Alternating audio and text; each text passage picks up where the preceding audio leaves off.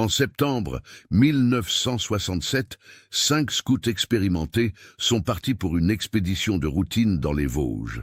Ils ne sont jamais revenus. Pendant 27 ans, leurs familles ont vécu avec le silence insupportable de l'inconnu.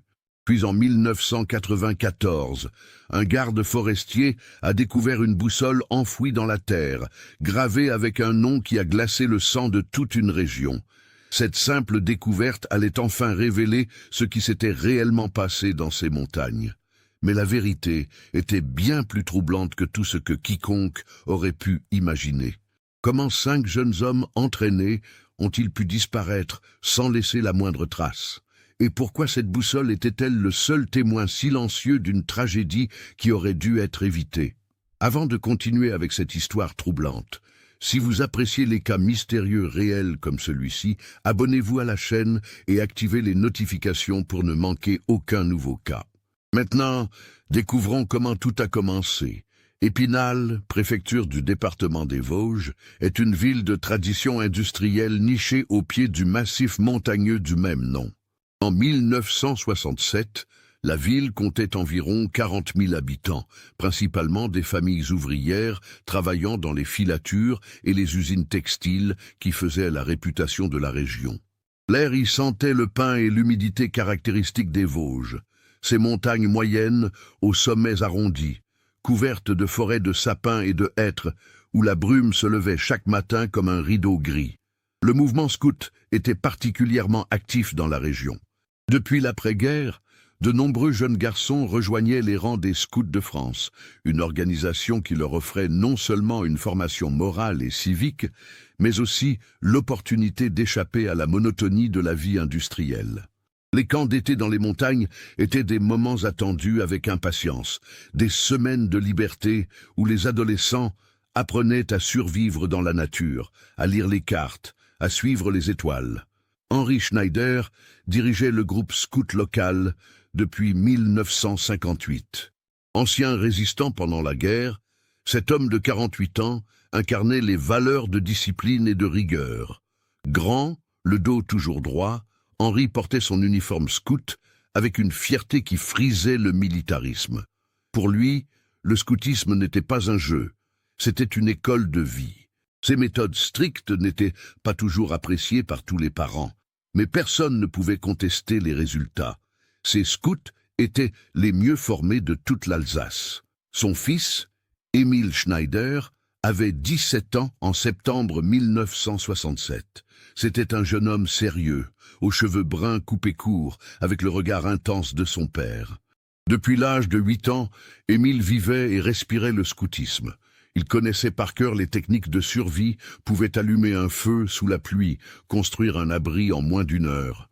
Ses camarades le respectaient, parfois le craignaient un peu. Émile ne souriait pas souvent, mais quand il parlait, tout le monde écoutait. Il portait le poids des attentes paternelles sur ses épaules, et cela se voyait dans sa démarche, dans sa façon de toujours vérifier 2 fois chaque détail. Julien Fontaine, 16 ans, était le meilleur ami d'Émile depuis l'école primaire. Contrairement à son ami, Julien avait un tempérament plus léger, un sourire facile qui mettait les gens à l'aise. Fils d'un contremaître de la filature Garnier, Julien représentait l'équilibre parfait avec le sérieux d'Émile. Il était celui qui désamorçait les tensions, qui trouvait toujours les mots justes pour calmer les conflits au sein du groupe. Sa mère, Marguerite Fontaine, une femme anxieuse qui avait perdu son premier fils à la naissance, surprotégeait Julien de manière presque étouffante. Chaque expédition la plongeait dans l'inquiétude, mais elle savait qu'interdire à son fils de partir ne ferait que créer un fossé entre eux. Mathieu Laurent, 15 ans, venait d'une famille de forestiers. Son grand-père et son père travaillaient dans les bois depuis toujours. Pour Mathieu, la forêt n'avait aucun secret. Il reconnaissait les champignons comestibles, savait lire les traces d'animaux, pouvait prédire le temps en observant le ciel. Petit et trapu, avec des mains déjà calleuses malgré son jeune âge, Mathieu était le scout le plus à l'aise en milieu naturel. Il parlait peu, mais chaque mot comptait. Ses yeux gris avaient cette clarté particulière des gens qui passent leur vie dehors. Antoine Berger, 14 ans, était le benjamin du groupe. Fils unique d'un pharmacien d'Épinal, Antoine avait rejoint les scouts 2 ans plus tôt, contre l'avis de sa mère qui trouvait ses activités trop dangereuses. Le garçon était vif, curieux, parfois imprudent. Il posait 1000 questions, voulait tout comprendre, tout essayer. Ses cheveux blonds et bouclés lui donnaient un air juvénile qui contrastait avec son désir ardent d'être pris au sérieux par les plus âgés. Antoine idolâtrait Émile et ferait n'importe quoi pour gagner son approbation. Gabriel Mercier, 15 ans, complétait le groupe. Fils d'un professeur de mathématiques et d'une institutrice, Gabriel était l'intellectuel du groupe. Il excellait dans la lecture de cartes topographiques, comprenait les principes de triangulation, s'intéressait à la géologie. Maigre, portant déjà des lunettes rondes qui glissaient constamment sur son nez, Gabriel n'avait pas la robustesse physique de ses camarades, mais son esprit analytique compensait largement. C'était lui qui planifiait les itinéraires, qui calculait les temps de marche, qui prenait des notes méticuleuses dans un carnet qu'il gardait toujours dans sa poche. Le début de septembre 1967 fut marqué par un temps inhabituellement doux. L'été indien s'installait sur les Vosges, offrant des journées ensoleillées et des nuits fraîches. Henri Schneider profita de ces conditions idéales pour organiser une expédition d'entraînement avancée. L'objectif était clair.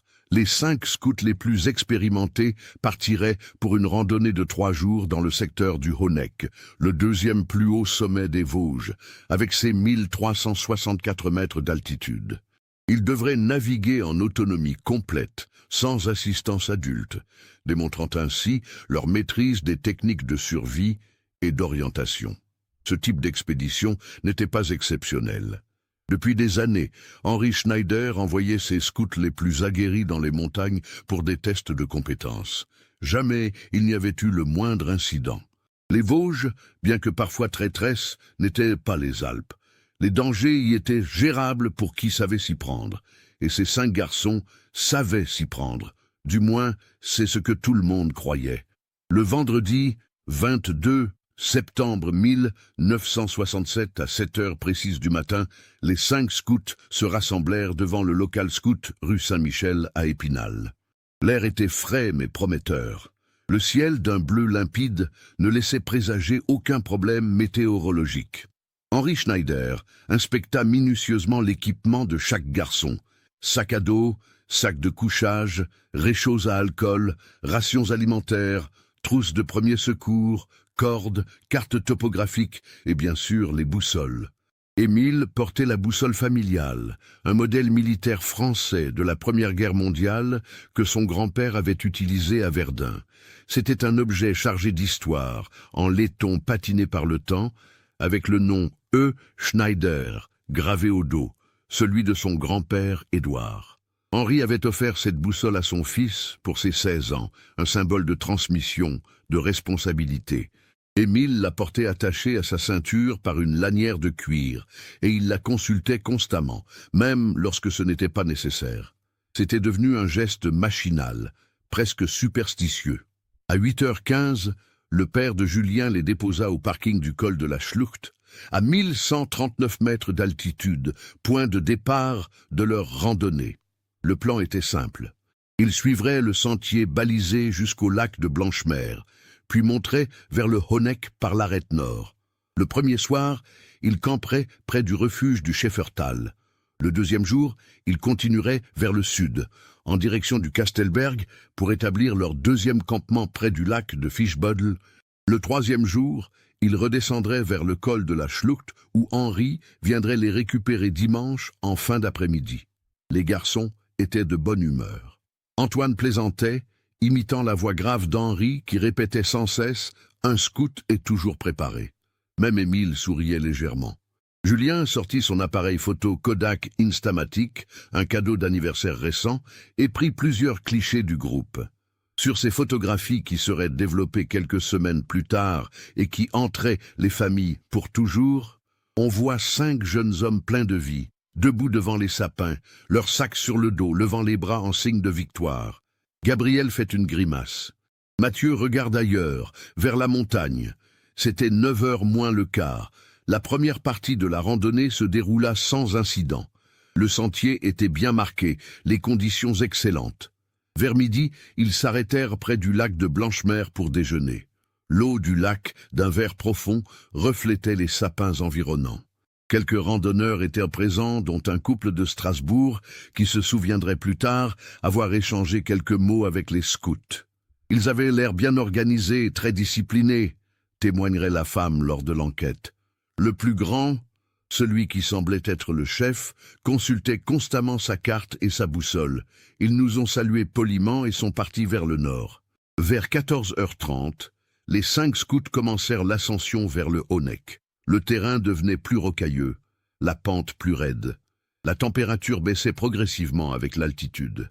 À 16h, ils atteignirent le sommet.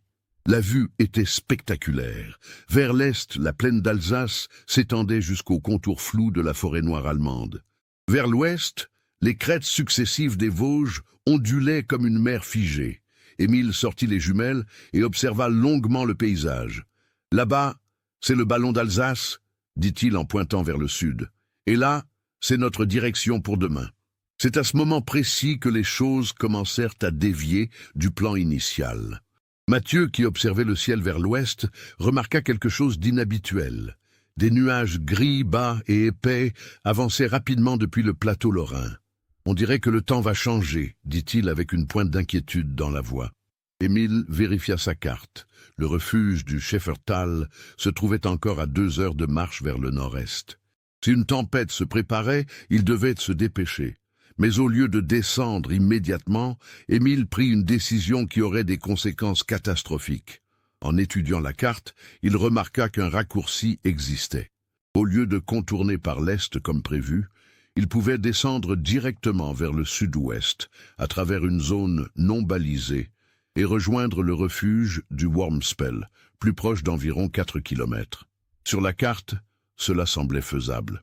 Une pente boisée, pas de falaise marquée, un ruisseau qui servait de repère naturel. Il gagnerait au moins 1 heure, peut-être plus. Gabriel exprima des doutes. Cette zone n'est pas marquée comme sentier, il doit y avoir une raison. Mais Émile, avec la confiance du leader et la certitude que sa boussole et sa carte suffiraient, décida que c'était le meilleur choix. Nous savons naviguer en terrain non balisé. C'est exactement ce genre de situation que mon père nous a entraînés à gérer. Nous descendons plein sud-ouest, nous suivons le ruisseau et nous arrivons au refuge avant la nuit. À 17h, les 5 scouts quittèrent le sentier balisé et s'enfoncèrent dans la forêt dense en direction du sud-ouest. C'était la dernière fois que quelqu'un les verrait vivants. Les premiers flocons de neige commencèrent à tomber vers 18h. Pas une chute légère d'automne, mais une vraie tempête de neige précoce, un phénomène rare mais pas impossible dans les Vosges en septembre. En moins de 30 minutes, la visibilité chuta à quelques mètres. Le vent hurlait entre les sapins, courbant les branches chargées de neige fraîche. La température plongea brutalement à moins 5 degrés. Le dimanche 24 septembre, à 16h, Henri Schneider attendait au col de la Schlucht. À 17h, l'inquiétude commença à le gagner. À 18h, alors que la nuit tombait, il alerta la gendarmerie de la brigade de Gérardmer. À 20h, les premières équipes de secours étaient déployées. La recherche débuta immédiatement, malgré l'obscurité. Les gendarmes, accompagnés de membres du peloton de gendarmerie de haute montagne, parcoururent le sentier balisé que les scouts étaient censés avoir suivi. Ils trouvèrent le refuge du Schäfertal vide. Aucune trace, aucun indice. Le lundi matin, plus de 80 personnes participaient aux recherches. Gendarmes, pompiers, bénévoles locaux, scouts d'autres groupes. Des chiens pisteurs furent amenés depuis Strasbourg. Le couple de Strasbourg, qui avait vu les scouts près du lac de Blanchemer, contacta les autorités. Leur témoignage établit que les garçons étaient de monter vers le Honeck, mais après cela, rien. Les équipes de secours ratissèrent systématiquement tous les sentiers, tous les refuges, toutes les zones accessibles dans un rayon de 20 km autour du sommet. Ils trouvèrent des traces de passage récents près du sommet, mais la tempête de neige avait tout effacé. Impossible de déterminer la direction qu'avaient prise les scouts après le Honeck. L'inspecteur Claude Vincent, de la gendarmerie d'Épinal, prit la direction de l'enquête. Homme méthodique d'une 50aine d'années, Vincent avait déjà géré plusieurs cas de personnes disparues en montagne, mais jamais avec 5 victimes simultanées. Il interrogea Henri Schneider pendant des heures. « Votre fils connaissait-il bien la région ?»« Oui, parfaitement. »« Avait-il l'équipement nécessaire ?»« Tout ce qu'il fallait. »« Suivait-il toujours les consignes ?» Henri hésita à cette question. Émile était discipliné, mais c'est aussi un leader. Il prend des initiatives. Cette phrase résonna dans l'esprit de Vincent. Un leader qui prend des initiatives. Cela pouvait signifier qu'Émile avait dévié du plan établi. Mais pourquoi? Et dans quelle direction? Les recherches se poursuivirent pendant 3 semaines. Des hélicoptères de l'armée survolèrent les Vosges du nord au sud. Chaque ravin, chaque crevasse, chaque zone boisée fut explorée. On interrogea tous les habitants des villages environnants, tous les gardes forestiers, tous les chasseurs. Personne n'avait rien vu, rien entendu. C'était comme si les 5 garçons avaient été engloutis par la montagne. Le 8 octobre, les recherches actives furent officiellement suspendues. L'inspecteur Vincent rédigea un rapport concluant à une disparition en montagne dans des circonstances indéterminées, probablement liées aux conditions météorologiques exceptionnelles du 22 septembre.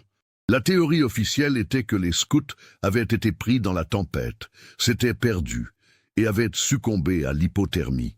Leur corps serait retrouvé au printemps, lors de la fonte des neiges. Mais le printemps vint, puis l'été, puis un autre automne, et rien. La vie des familles s'était arrêtée ce dimanche soir de septembre. Marguerite Fontaine sombra dans une dépression profonde, dont elle ne se remettrait jamais complètement. Elle transforma la chambre de Julien en sanctuaire, refusant de toucher quoi que ce soit, laissant ses vêtements dans l'armoire, ses livres sur le bureau. Son lit fait comme s'il allait rentrer le soir même. Son mari, Paul Fontaine, s'enferma dans le silence et le travail. Il doublait ses heures à la filature, rentrait tard, parlait peu. Le couple se désintégra lentement, chacun isolé dans son propre chagrin. Les parents de Mathieu Laurent quittèrent Épinal 6 mois après la disparition. Ils ne supportaient plus de voir la forêt, les montagnes qui leur avaient pris leur fils. Ils s'installèrent à Nancy, coupant tous les liens avec leur vie passée. Le père de Mathieu ne remit jamais les pieds dans les Vosges. Antoine Berger était fils unique. Sa disparition brisa littéralement ses parents. Son père, le pharmacien Jean Berger, continua à travailler par automatisme, mais quelque chose s'était éteint en lui. Sa mère, Élisabeth, développa une angoisse chronique. Elle ne pouvait plus voir des adolescents sans penser à son fils. Elle évitait les rues où les jeunes se rassemblaient, changeait de trottoir quand elle apercevait un groupe de scouts. Le couple n'eut jamais d'autre enfant. Comment aurait-il pu? Gabriel Mercier était le seul du groupe à ne pas avoir de frères ou sœurs. Ses parents, tous 2 enseignants, canalisèrent leur douleur dans l'action. Ils créèrent une association pour la sécurité en montagne, militant pour des règles plus strictes concernant les expéditions de jeunes. Chaque année, le 22 septembre, ils organisaient une cérémonie commémorative au monument aux morts d'Épinal, où une plaque avait été posée avec les noms des 5 scouts, mais c'est Henri Schneider qui porta le fardeau le plus lourd. Il avait perdu son fils unique, plus terrible encore, il se sentait responsable. C'était lui qui avait organisé l'expédition, lui qui avait entraîné ses garçons, lui qui les avait jugés prêts. Les autres familles ne l'accusèrent jamais directement, mais ils lisaient le reproche dans leurs regards. Certains scouts quittèrent le groupe. Les parents avaient peur. Henri démissionna de son poste de chef scout en décembre 1967. Le groupe scout d'Épinal ne s'en remit jamais vraiment et finit par se dissoudre 3 ans plus tard. Henri se retira dans une sorte d'exil intérieur. Sa femme, Thérèse, elle aussi dévastée par la perte d'Émile, essaya de maintenir une apparence de vie normale, mais la maison était devenue un tombeau silencieux. Henri passait ses soirées à étudier des cartes des Vosges, à relire les rapports de police, cherchant l'indice qui avait échappé à tout le monde. Il retournait régulièrement dans les montagnes, seul, marchant pendant des heures sur les sentiers, scrutant les ravins, appelant le nom de son fils dans le vent.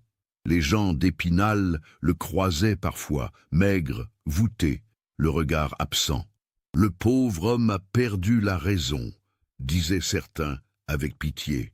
Au fil des années, diverses théories émergèrent. Certains suggéraient que les scouts avaient pu tomber dans une crevasse profonde, un de ces trous naturels que la végétation cache parfaitement. D'autres pensaient qu'ils s'étaient égarés bien au-delà du périmètre de recherche initial, peut-être jusqu'en Lorraine, et avaient péri dans une zone isolée. Il y eut même des rumeurs plus sombres. Enlèvement, accident impliquant des personnes qui auraient caché les corps. L'inspecteur Vincent enquêta sur toutes ces pistes, mais aucune ne mena nulle part. En 1972, 5 ans après la disparition, un juge déclara officiellement les 5 scouts décédés. Cette décision administrative, bien que nécessaire pour les questions d'héritage et de paperasse légale, fut vécue comme un second deuil par les familles. C'était l'admission définitive qu'il n'y aurait pas de miracle, pas de retour inexpliqué, pas de découverte de survivants ayant vécu dans une grotte pendant des années. Les rêves impossibles s'évanouirent. Restait seulement le vide. La communauté d'Épinal n'oublia jamais, mais avec le temps, d'autres tragédies, d'autres drames vinrent occuper les conversations. Les années 70 apportèrent leur lot de changements sociaux. La crise économique frappa les industries textiles. Des usines fermèrent, les jeunes quittaient la région pour trouver du travail ailleurs. La ville changeait, vieillissait. L'histoire des 5 scouts perdus devint une légende locale, une mise en garde que les parents racontaient à leurs enfants. Ne sous-estimez jamais la montagne, même les Vosges. Marc Delorme avait 42 ans en 1994. Garde forestier depuis 20 ans, il connaissait chaque recoin du secteur sud-ouest des Vosges, sa zone de responsabilité qui s'étendait sur près de 3000 hectares de forêt entre Gérardmer et le Markstein. C'était un homme solide, au visage buriné par le vent et le soleil, qui préférait la compagnie des arbres à celle des humains. Il vivait seul dans une petite maison forestière près du lac de Longemer, avec son chien, un berger allemand nommé Rex. Le mardi 19 avril 1994, Marc effectuait sa tournée habituelle de printemps. Après un hiver particulièrement rigoureux, avec des chutes de neige exceptionnelles en février et mars, la fonte avait provoqué des glissements de terrain dans plusieurs secteurs. Marc devait évaluer les dégâts, identifier les zones dangereuses, signaler les arbres tombés qui bloquaient les sentiers. C'était un travail de routine qu'il accomplissait chaque année à la même période. Vers 14 heures, Marc se trouvait dans une zone qu'il appelait mentalement le Vallon oublié, un secteur au sud-ouest du Honeck, à environ 7 km du sommet. Ce n'était pas vraiment un lieu touristique. Aucun sentier balisé ne passait par là. Le terrain était difficile, pentes raides, rochers affleurants, végétation dense. Même les chasseurs évitèrent cet endroit car le gibier y était rare. Marc n'y venait lui-même qu'1 ou 2 fois par an, principalement pour vérifier l'état de la forêt après les tempêtes. Ce jour-là, il remarqua immédiatement les changements provoqués par l'hiver. Un glissement de terrain majeur s'était produit sur le flanc est du vallon. Des milliers de mètres cubes de terre et de roches avaient dévalé la pente, emportant des dizaines d'arbres. Le paysage était méconnaissable. Là où se trouvait autrefois une pente boisée relativement stable, il y avait maintenant une cicatrice brune, une plaie ouverte dans la forêt. Marc prit des notes, des photographies avec son appareil argentique. Il faudrait signaler cela au service technique, peut-être même engager des travaux de stabilisation pour éviter de nouveaux glissements. En marchant le long de la zone affectée, Marc trébucha sur quelque chose de dur qui dépassait légèrement de la terre. Il pensa d'abord à une racine ou un rocher, mais en se baissant pour examiner l'obstacle, il réalisa que c'était un objet métallique. Il dégagea doucement la terre avec ses mains. Un objet rond, en laiton terni par les années, une boussole. Marc la ramassa délicatement. C'était un vieux modèle, manifestement très ancien. Le boîtier en laiton était bosselé, oxydé, mais intact. Le verre protégeant le cadran était fêlé, mais toujours en place. L'aiguille magnétique semblait bloquée. Marc tourna la boussole dans sa main, essuyant la terre accumulée. C'est alors qu'il vit la gravure au dos, E. Schneider. Sur le moment, ce nom ne signifiait rien pour Marc. Il glissa la boussole dans sa poche et continua son inspection du glissement de terrain. Mais quelque chose le titillait. Une boussole ancienne, perdue dans un endroit aussi isolé, ce n'était pas banal. En général, quand Marc trouvait des objets abandonnés dans la forêt, c'était près des sentiers touristiques, des sacs oubliés, des bouteilles, parfois des vêtements. Mais ici, à des kilomètres de toute trace de civilisation, une boussole militaire qui semblait dater d'au moins 50 ans. Le soir même, de retour à sa maison, Marc nettoya soigneusement la boussole. Sous l'eau du robinet, les détails devinrent plus visibles. Le nom gravé était parfaitement lisible. E. Schneider. En dessous, une date, 1916. Marc fronça les sourcils. Cette boussole avait près de 80 ans. Comment avait-elle atterri dans ce vallon perdu? Le lendemain, Marc mentionna sa découverte à son collègue Pierre Masson, un garde forestier plus âgé qui travaillait dans le secteur depuis 35 ans. Quand Marc prononça le nom Schneider et décrivit l'endroit où il avait trouvé la boussole, Pierre devint soudainement très pâle. « Attends, dit-il, tu as trouvé ça où exactement ?» Marc décrivit le vallon, les coordonnées approximatives. Pierre secoua la tête lentement. « Mon Dieu, murmura-t-il, les scouts, tu ne te souviens pas de l'histoire des 5 scouts disparus en 67 ?» Marc avait 11 ans en 1967. Il vivait alors à Remiremont avec sa famille, loin des événements d'Épinal. Il avait un vague souvenir d'une histoire de disparition dans les montagnes, mais les détails lui échappaient. Pierre lui raconta toute l'histoire. Les 5 garçons partis en expédition, la tempête de neige précoce, les recherches massives, le silence total pendant 27 ans. Le chef du groupe s'appelait Émile Schneider, dit Pierre, fils de Henri Schneider, le responsable scout. Marc sentit sa nuque se glacer. La boussole dans sa poche pesait soudainement beaucoup plus lourd. Il la sortit et la montra à Pierre. Le vieil homme la prit avec des mains tremblantes. « C'est elle, dit-il d'une voix étranglée. C'est la boussole d'Émile.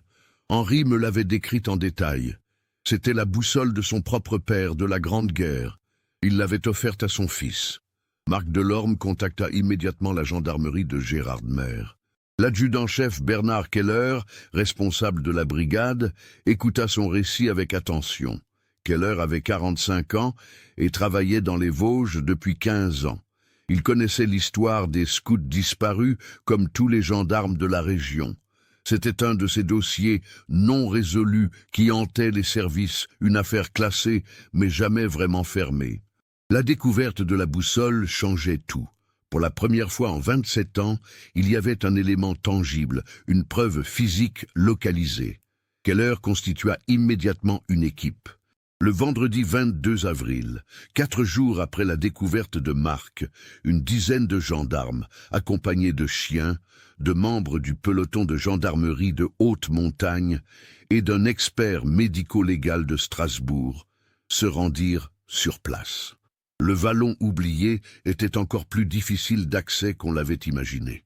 Il fallut près de 3 heures de marche depuis le point où les véhicules pouvaient stationner. Le terrain était traître, instable, rendu encore plus dangereux par le glissement de terrain récent. Les équipes progressèrent avec précaution, établissant un périmètre de recherche centré sur l'endroit exact où Marc avait trouvé la boussole. Les chiens furent lâchés. Presque immédiatement, ils manifestèrent de l'intérêt pour une zone en contrebas du point de découverte de la boussole, là où le glissement de terrain avait été le plus massif. Les maîtres chiens firent signe aux autres. Quelque chose était là, enfoui sous des tonnes de terre et de roches. Les gendarmes commencèrent à creuser avec des pelles. Le sol était compacté, mélangé de terre, de pierres, de débris végétaux. Après 1 heure de travail, l'un des hommes poussa un cri étouffé. Il venait de mettre au jour un morceau de tissu. Un tissu bleu foncé, partiellement décomposé, mais encore reconnaissable. Une veste scout. Tous les présents se figèrent. Bernard Keller s'approcha, s'agenouilla. « Continuez à dégager, mais avec précaution, » ordonna-t-il. « Nous avons probablement un site funéraire. » Les heures suivantes furent une épreuve pour tous. Avec une infinie précaution, les gendarmes retirèrent à la terre, révélant progressivement ce qui se trouvait en dessous. Des squelettes.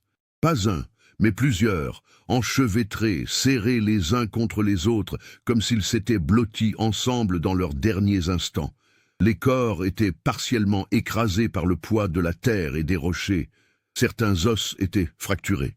Mais l'essentiel était là, préservé pendant presque 3 décennies par le froid et l'isolation du lieu.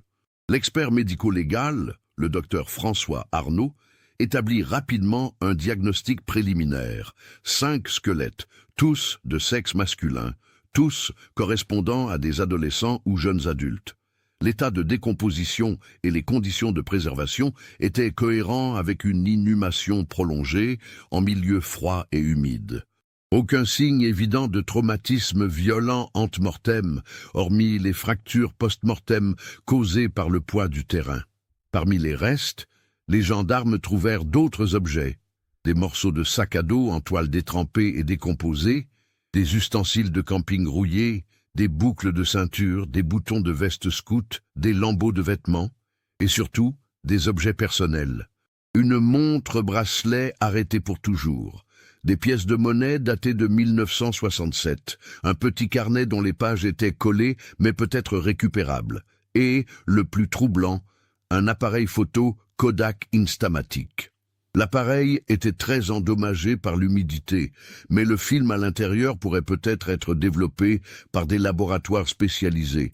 L'adjudant-chef Keller savait qu'il devait maintenant accomplir la tâche la plus difficile, informer les familles.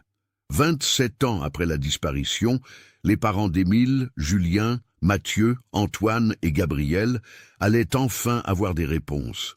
Mais quelles réponses? Leur fils était mort, c'était certain. Mais comment? Et surtout, pourquoi là, dans ce vallon impossible, à des kilomètres de l'itinéraire prévu?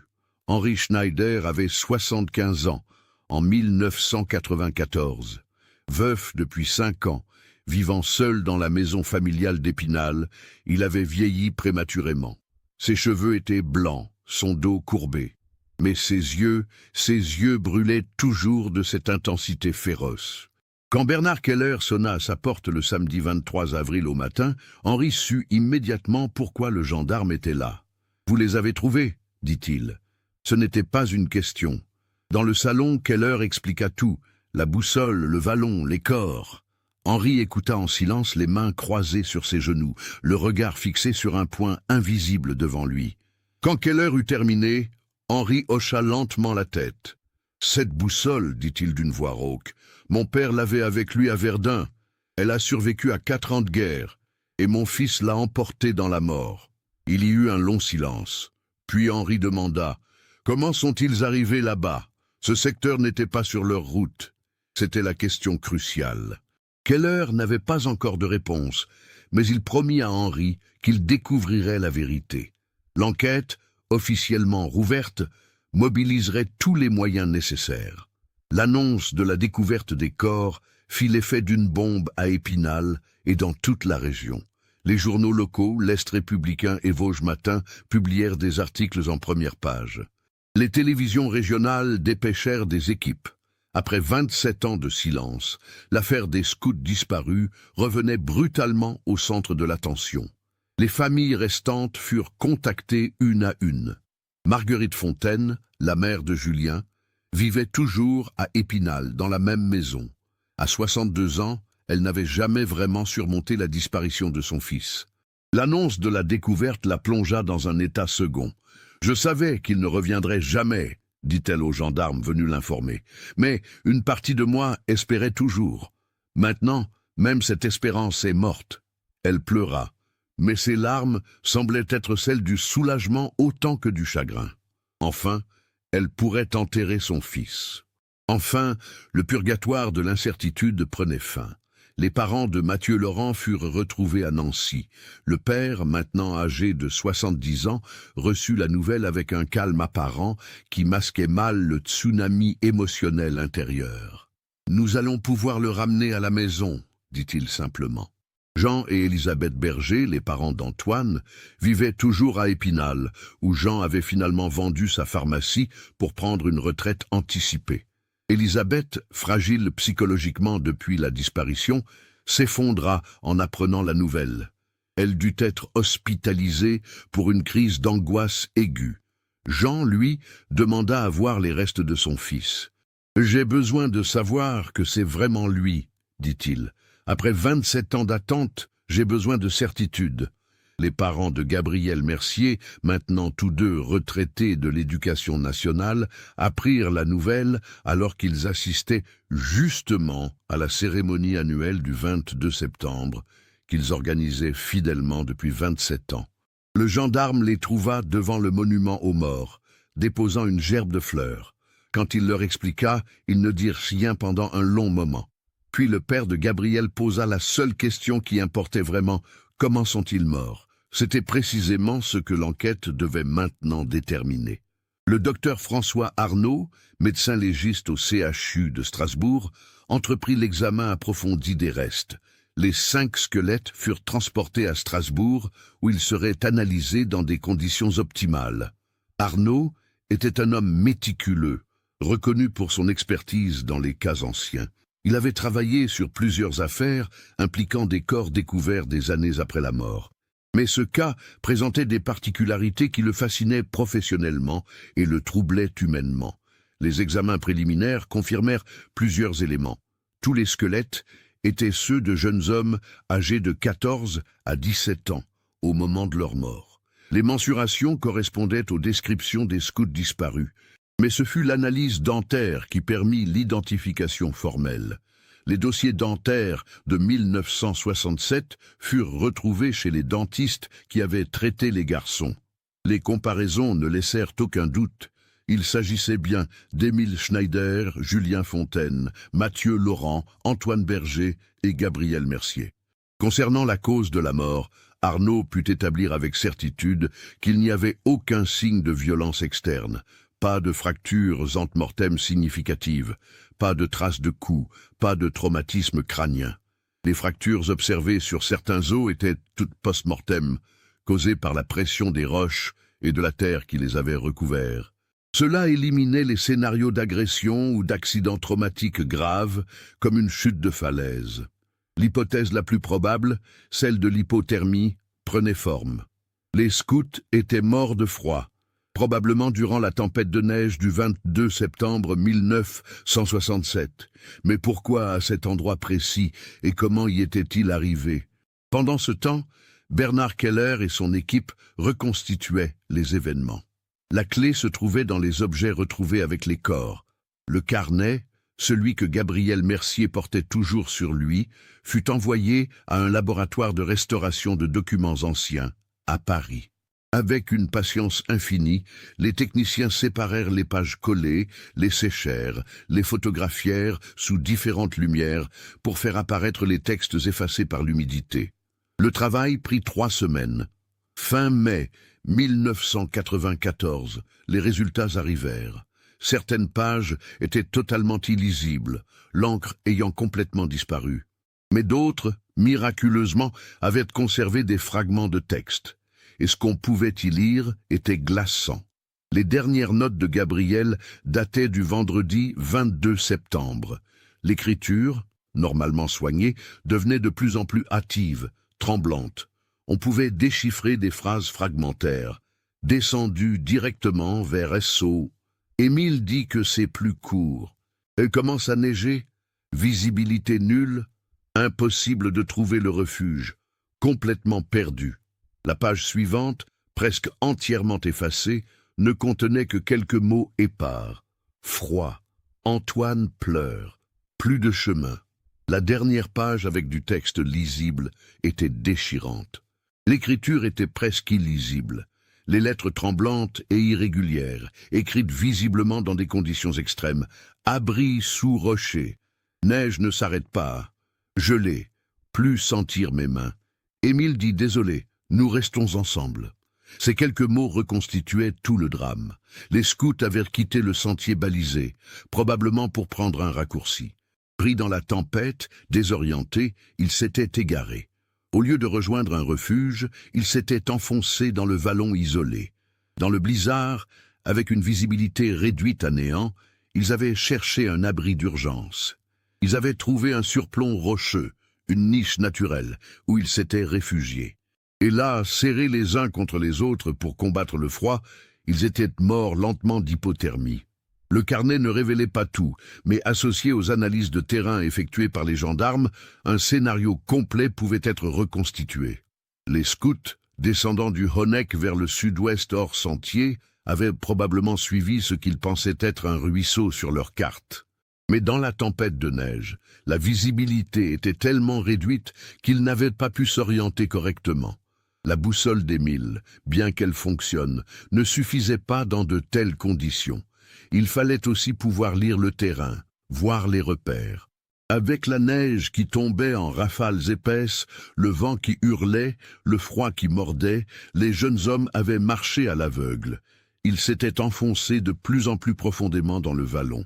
À un moment donné, probablement en fin d'après-midi ou début de soirée, épuisés, transis, ils avaient compris qu'ils devaient s'arrêter, trouver un abri, attendre que la tempête passe.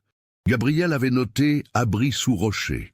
Les analyses du site confirmaient qu'il existait effectivement un surplomb rocheux, une sorte de grotte peu profonde, formée par l'empilement naturel de gros blocs. C'est là qu'ils s'étaient réfugiés. Mais cet abri, qui avait dû leur sembler une bénédiction, était devenu leur tombe. La température, déjà basse, avait continué à chuter. Le vent s'engouffrait dans le vallon.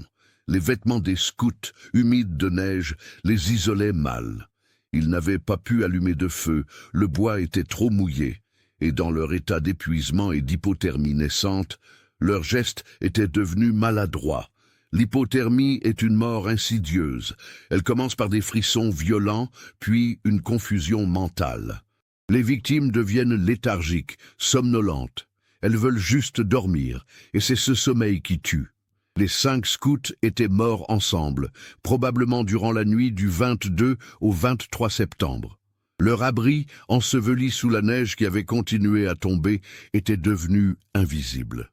Au printemps suivant, la fonte avait peut-être partiellement dégagé l'endroit, mais pas suffisamment pour que quelqu'un le remarque.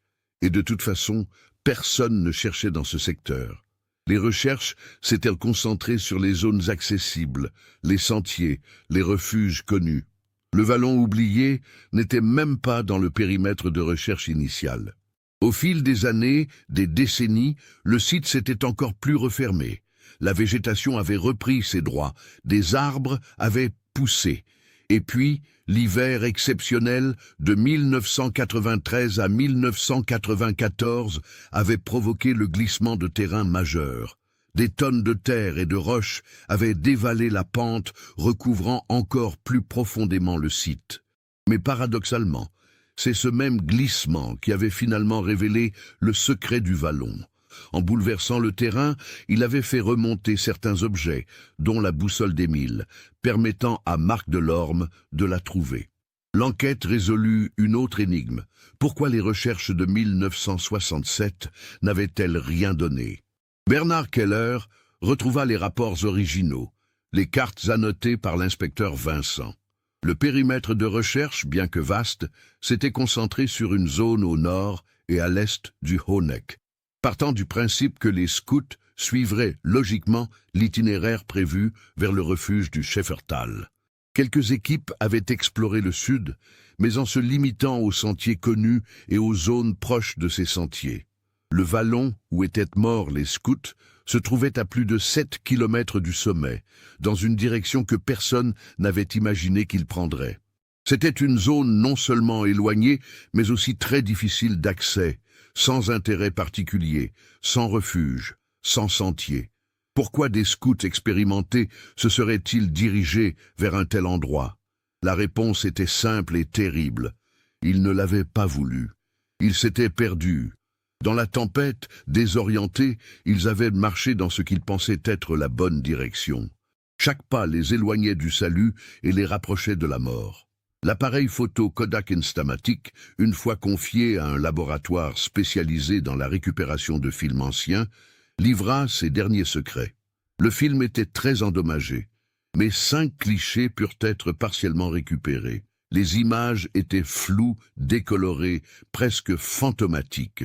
Mais on pouvait distinguer les visages des 5 scouts pris probablement en début de journée, alors qu'ils étaient encore au col de la Schlucht. Ils souriaient. Antoine faisait une grimace. Mathieu regardait la montagne. Gabriel levait les bras en signe de victoire. Émile, au centre, tenait sa boussole bien visible comme un trophée.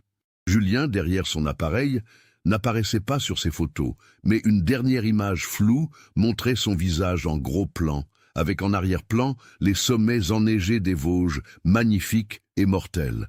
Ces photographies, publiées dans la presse avec l'accord des familles, devinrent l'image emblématique du drame. 5 jeunes hommes pleins de vie, quelques heures avant leur mort. Le jeudi 16 juin 1994, une cérémonie funéraire fut organisée à Épinal. Toute la ville semblait s'être donné rendez-vous devant l'église Saint-Maurice. Les familles, bien sûr, étaient au premier rang. Henri Schneider, droit malgré son âge et son chagrin, portait son ancien uniforme scout. À côté de lui, Marguerite Fontaine, voilée de noir, tenait un bouquet de fleurs blanches. Les parents de Mathieu étaient venus de Nancy. Jean Berger soutenait Élisabeth, qui pouvait à peine tenir debout. Le couple Mercier, main dans la main, regardait droit devant eux. Mais au-delà des familles directes, c'était toute une génération qui était présente. D'anciens scouts, maintenant des hommes d'âge mûr, portèrent leur uniforme. Des camarades de classe des disparus, qu'ils n'avaient pas revus depuis 27 ans, étaient venus rendre un dernier hommage. Des habitants d'Épinal qui n'avaient pas connu personnellement les garçons, mais qui avaient vécu avec le poids de cette tragédie non résolue.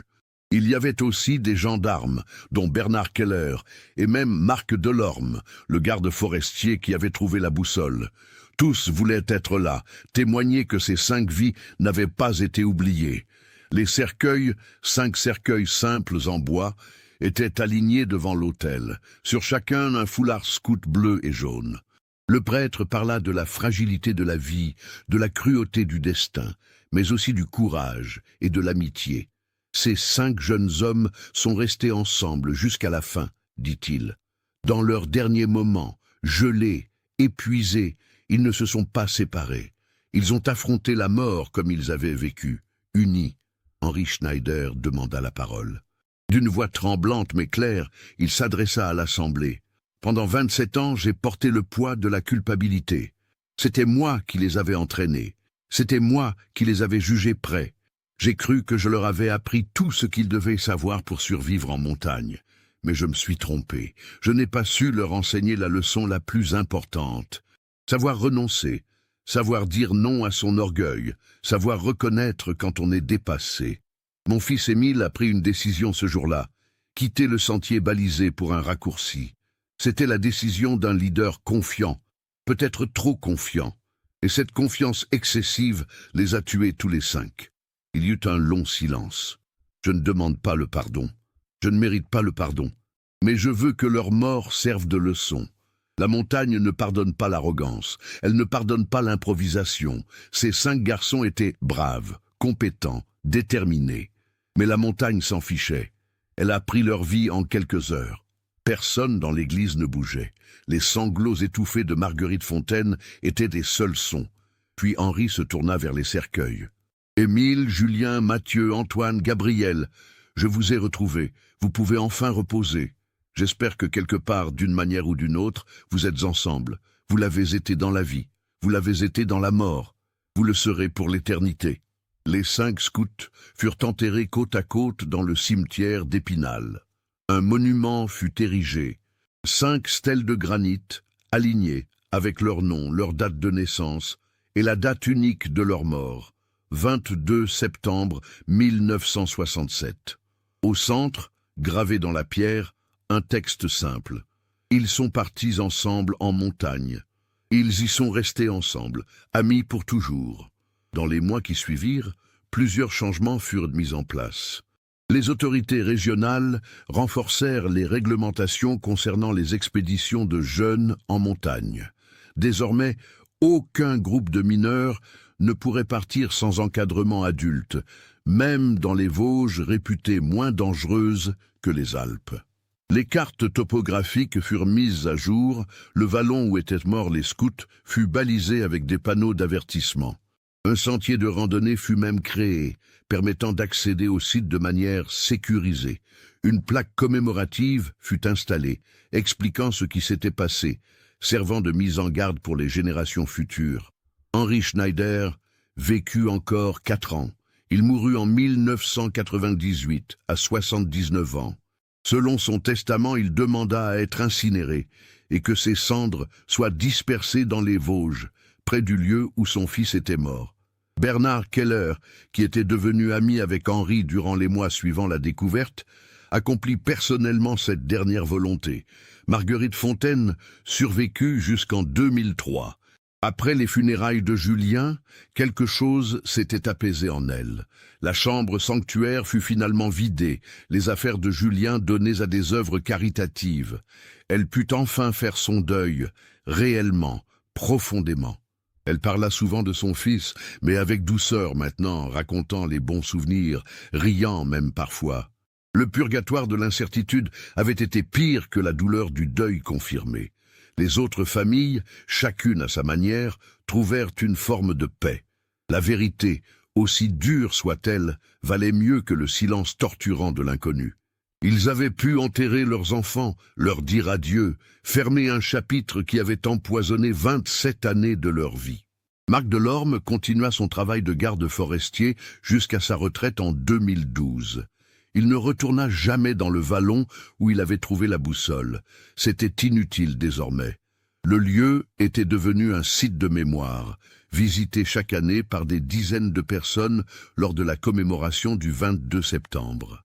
Marc préférait se souvenir de la forêt vivante, bruissante, lumineuse, pas de ce coin sombre chargé de morts. La boussole d'Émile Schneider fut restaurée et exposée au musée départemental d'Épinal, dans une vitrine dédiée à l'histoire tragique des 5 scouts. À côté, on pouvait voir des photographies du groupe, le carnet de Gabriel avec ses dernières notes et un grand panneau explicatif racontant toute l'histoire. Des milliers de visiteurs s'arrêtaient chaque année devant cette vitrine, lisant, réfléchissant, imaginant les dernières heures de ces 5 jeunes hommes perdus dans la tempête. L'histoire des scouts disparus devint un cas d'école dans la formation des guides de montagne et des équipes de secours. On l'enseignait dans les écoles de gendarmerie, on l'analysait dans les stages de survie. Pas pour blâmer, mais pour comprendre. Comment une série de petites décisions, chacune raisonnable en apparence, pouvait mener à une catastrophe. Comment la confiance pouvait se transformer en arrogance. Comment la montagne, même familière, restait toujours imprévisible, toujours dangereuse. Aujourd'hui, plus de 50 ans après leur mort, on se souvient encore d'Émile Schneider, Julien Fontaine, Mathieu Laurent, Antoine Berger et Gabriel Mercier. Pas comme des victimes sans visage, mais comme des individus avec leurs rêves, leurs amitiés, leur vie brutalement interrompue. Leur tragédie n'est pas exceptionnelle. Chaque année, des dizaines de personnes meurent en montagne, en France et ailleurs. Mais leur histoire résonne différemment parce qu'elle pose une question universelle. Comment honorer l'esprit d'aventure et le courage de la jeunesse, tout en reconnaissant les limites de l'expérience humaine face aux forces de la nature? Les Vosges, ces montagnes douces, aux sommets arrondis, continuent d'attirer des milliers de randonneurs chaque année. La plupart rentrent chez eux avec de beaux souvenirs, des photos de paysages magnifiques, des muscles endoloris, mais des cœurs contents. Mais ceux qui s'arrêtent devant la plaque commémorative dans le vallon, ceux qui lisent les noms gravés, ceux qui prennent un moment pour réfléchir, ceux-là repartent avec quelque chose de plus. Un respect renouvelé pour la montagne, une conscience aiguë de sa propre fragilité et peut-être, juste peut-être, une sagesse qui pourrait un jour leur sauver la vie. La boussole retrouvée 27 ans après n'a pas seulement résolu un mystère. Elle a permis à 5 jeunes hommes de rentrer enfin chez eux. Elle a offert aux familles le droit de faire leur deuil. Et elle continue, derrière sa vitre de musée, à raconter son histoire, à rappeler que chaque vie compte, que chaque perte résonne à travers les décennies, et que la vérité, même tardive, vaut toujours la peine d'être découverte. Cette histoire nous montre à quel point une seule décision, prise en quelques secondes, peut avoir des conséquences irréversibles. Émile Schneider était un jeune homme compétent et responsable, mais même les meilleurs peuvent sous-estimer les dangers de la nature. Qu'en pensez-vous? Auriez-vous remarqué les signes qui annonçaient la tragédie? Partagez vos réflexions dans les commentaires. Si cette histoire vous a touché et que vous appréciez ce type d'enquête approfondie, n'oubliez pas de vous abonner à la chaîne et d'activer les notifications. Laissez un like si ce récit vous a marqué et partagez-le avec quelqu'un qui s'intéresse aux histoires vraies qui nous enseignent l'humilité face à la nature.